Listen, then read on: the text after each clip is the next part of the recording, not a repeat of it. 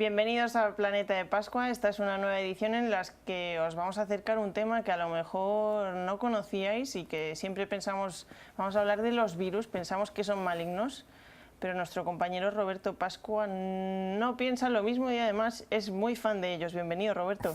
Muchas gracias.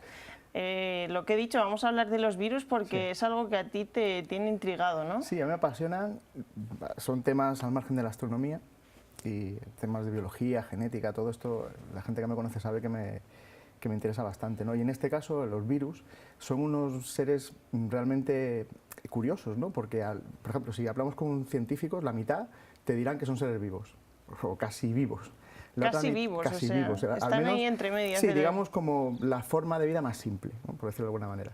Pero si hablas con la otra mitad de los científicos, te dirán que no son seres vivos, que son seres inertes, que evidentemente al final el virus no deja de ser un código de ADN, un trocito de ADN envuelto en una envoltura y que necesita todo el mecanismo de una célula o de una bacteria para reproducirse. Todo su interés, evidentemente, es reproducirse, pero como no tiene nada más que su trocito de ADN y una envoltura proteica, no puede hacerlo por sí mismo, ¿no?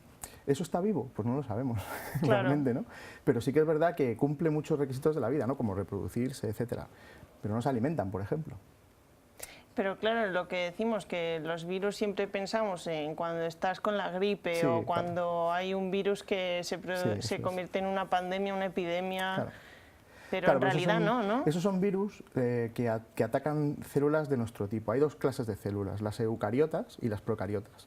Las eucariotas son las que tienen núcleo, y esto los espectadores lo pueden ver como, imaginad que cascáis un huevo, pues lo que veis en realidad es una célula, Claro. a tamaño visible, pero no deja de ser una célula. La yema sería el núcleo. La yema sería el ¿no? núcleo y luego pues todo lo que es la clara sería pues el citoplasma, etcétera, ¿no? Pero ¿qué es eso? Es una célula a tamaño grande, tamaño visible por el ojo humano, ¿no? Y eso serían células de nuestro tipo, son eucariotas. ¿Cuáles son las otras? Son las procariotas, las que no tienen núcleo, y esas son las que atacan los virus de los que queríamos hablar hoy, que son los del océano, ¿no? Son, ese tipo de células vienen a ser pues como algas marinas, bacterias marinas, no tienen núcleo y hay virus que realmente las devoran, y esos virus se conocen como bacteriófagos, ¿no? Es importante lo que has dicho antes de los virus, si son buenos o malos, porque evidentemente no es lo mismo un virus que una bacteria. Claro. Claro, y cuando cogemos un catarro o tenemos algo vírico, no es bueno que nos automediquemos, porque realmente con un antibiótico no vas a combatir el virus.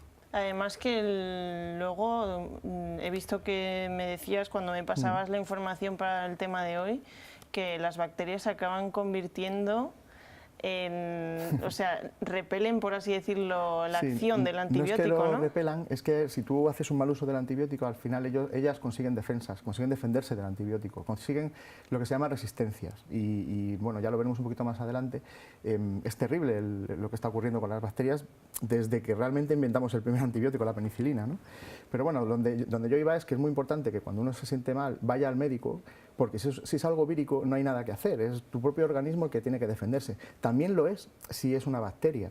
Lo que ocurre es que la bacteria, el antibiótico ayuda a destruir la bacteria, ayuda a nuestras defensas. Con el virus no puedes ayudarlo de ninguna manera, salvo con una vacuna, que es algo previo a la enfermedad, ¿no? Con la vacuna lo que hace es que genera anticuerpos tu organismo, con lo cual ya tienes las defensas listas. Pero al final es una lucha entre tus defensas contra el virus o contra la bacteria, ¿no?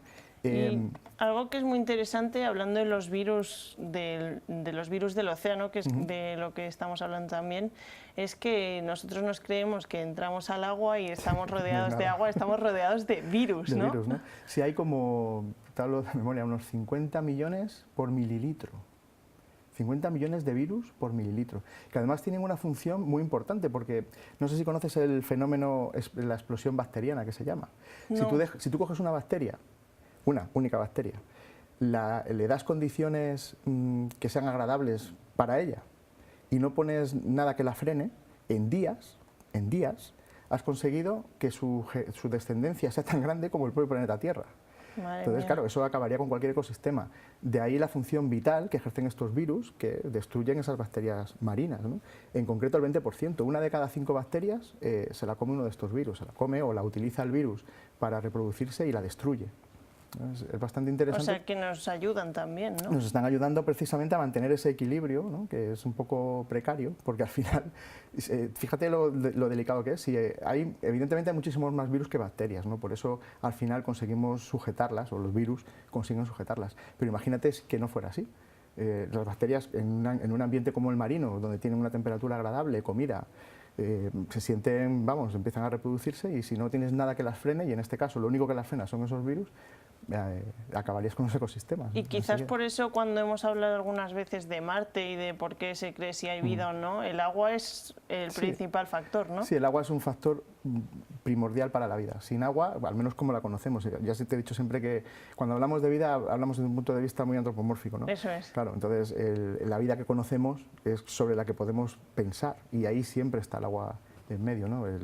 El origen de la vida sin agua no las podemos explicar. Es complicado ya explicar el origen de la vida como tal, pero el agua evidentemente nos ayuda a que haya reacciones químicas, a que los catalizadores puedan hacer que esas reacciones químicas, que serían muy lentas, sean más rápidas.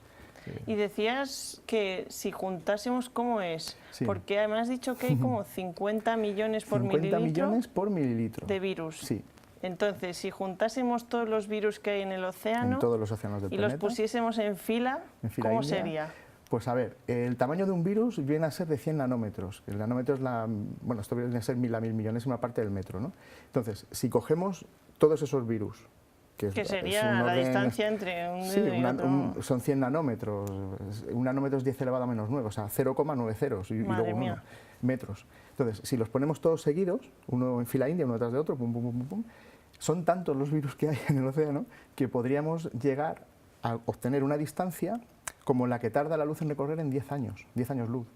La distancia a la estrella más cercana son 4. O sea, puedes ir y volver y todavía te sobran virus, ¿no? Que eso, si lo extrapolas a... Puedes hacer otro juego, ¿no? Que es decir, con todos esos virus podemos fabricar 75.000 millones de ballenas. Ballenas que pesan 180 toneladas cada una. Claro. O 197.000 millones de seres humanos. Con el peso de ese... Claro, lo que estamos haciendo es coger todos esos virus, pesarlos, y coges una persona, la pesas, pues ves la diferencia, sabes cuántas personas ocupan esa masa, ¿no?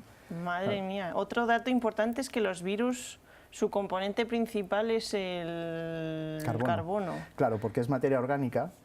No confundamos materia orgánica con vida. La materia orgánica son los ladrillos con los que está fabricado la vida. Y pues una piedra que no tiene vida también, una piedra no es materia orgánica, pero ¿no? Pero por ejemplo, un virus es materia orgánica y no sabemos si está vivo. No, pero materia orgánica me refiero a moléculas de carbono. El formaldehído, eso es orgánico. ¿Vale? Que hablamos de él, lo pueden ver en otros capítulos. Cuando hablamos de Marte, por eso lo digo. Son moléculas de carbono unidas con átomos de hidrógeno y con otra serie de átomos, fósforo, etcétera. Todo eso forma parte de lo que es la química orgánica, la química de la vida. Evidentemente los virus están hechos también de carbono, igual que tú, igual que yo, igual que cualquier ser vivo aquí en la Tierra. Y producimos el carbono también. Sí, efectivamente. Entonces, los árboles, la madera, pues el componente principal de la madera sigue siendo carbono.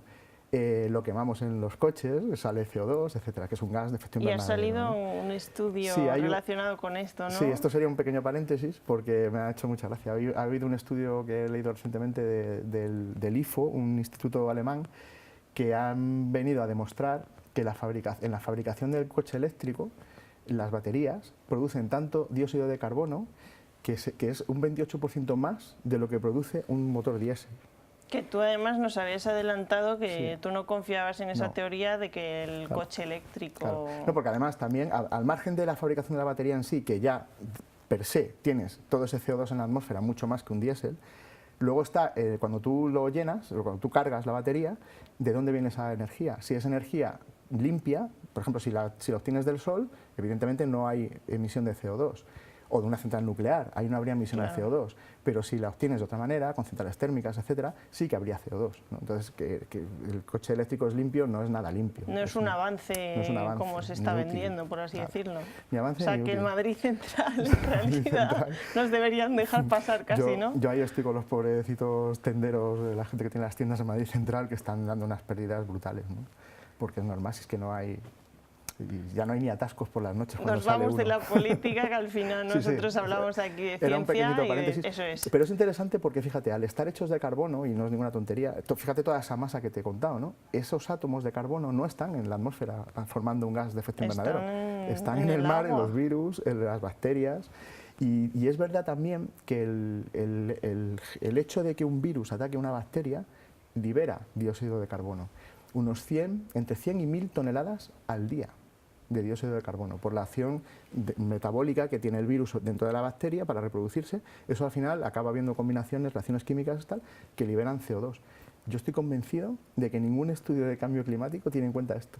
Y son entre 100 y 1000 toneladas al día. ¿Decías ninguno o casi ninguno por no Siempre cerrar dejo, puertas, no? Como no conozco ninguno, puede que haya alguien que haya escrito algo que yo no lo conozca, pues por eso dejo esa puerta abierta, ¿no? Casi ningún estudio que pueda existir, yo no he visto ninguno, tiene en cuenta esto.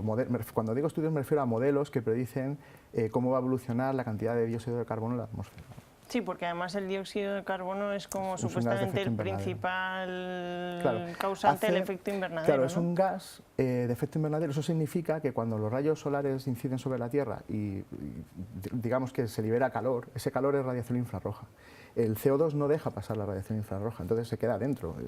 Si está en la atmósfera, aquí está la Tierra, no sale. ¿No? Es como el mismo efecto que tienes en un coche en verano.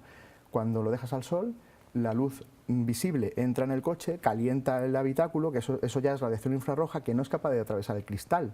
Por Claro, eso es como está si fuera la tan ventana caliente. cerrada que está la no ventana lo deja cerrada pasar. Y el cristal no deja salir la radiación infrarroja, entonces se queda dentro y eso hace que la temperatura sea pues, mucho más elevada que fuera. A lo mejor en verano puedes tener 60 grados dentro del coche, tranquilamente si lo dejas al sol. ¿Alguna última palabra para este capítulo, Roberto? Pues ahora mismo así no se me ocurre nada. Definimos, ¿los virus son buenos, malos? ¿Qué dirías? A ver, los virus son necesarios, como todo yo creo en esta vida, ¿no? Tienen su papel. Y lo importante es que nosotros tengamos las defensas fuertes para los que atacan nuestras células, podamos defendernos, pero los virus por sí son necesarios, ya lo hemos visto. Los virus marinos, que son totalmente inocuos para el hombre, tienen un papel fundamental para que no se desmadre las bacterias. Pues tan necesarios como son esos virus, lo eres tú para este programa, porque sin ti no podría realizarse, así que muchas gracias, Roberto, por estar con nosotros en otra ocasión. Nos veremos para hablar de otras cosas muy diferentes, ¿no? Sí. Pues muchas gracias a Roberto y muchas gracias a todos ustedes. Sigan aquí viendo Déjate Historias, la televisión con contenido.